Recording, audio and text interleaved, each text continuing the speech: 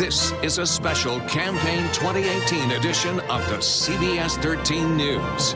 And welcome, everyone. Polls close in just over a half hour from right now, so there is still time to get out there and vote. Thanks for joining us. I'm Tony Lopez. And I'm Christina Janes. We're here with political analyst Gary Dietrich to take a look at all of the state's key races this evening. The national race starting to shape up. Let's start with the governor's race in California. Republican John Cox taking on Democrat Gavin Newsom. President Trump endorsing Cox, while Newsom today said the president has declared war on California. Gary, these two are very different candidates, but Newsom seems poised to take control. Well, and then the war starts against President Trump, really. I mean, that's really, I think, what we're going to see out of this governor.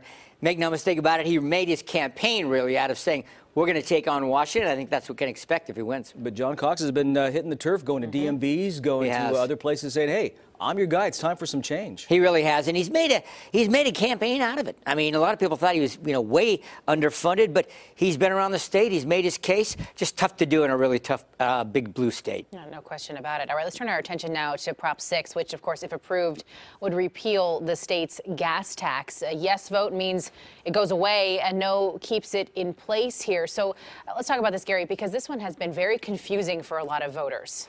Yes doesn't mean yes. It means actually no, right? Yes, I don't want the gas tax, and that has been confusing to people. We've actually heard from some people who said, oops, I think I voted the wrong way by mistake. And it could result in a lawsuit, because I know that one side is saying, we're going to challenge the language on this, but, I mean, how solid is that? Well, once something's actually gone to the ballot box, I mean, the challenges have to happen before Election Day, typically, Tony. So I wouldn't expect that probably to succeed. But, if it goes down, Gavin Newsom, if he's the governor, going to be facing $5 billion blowout in his budget. Probably the more far-reaching propositions on the ballot, that's for sure. Let's talk about this whole blue wave congressional race for District 10 in Stanislaus County.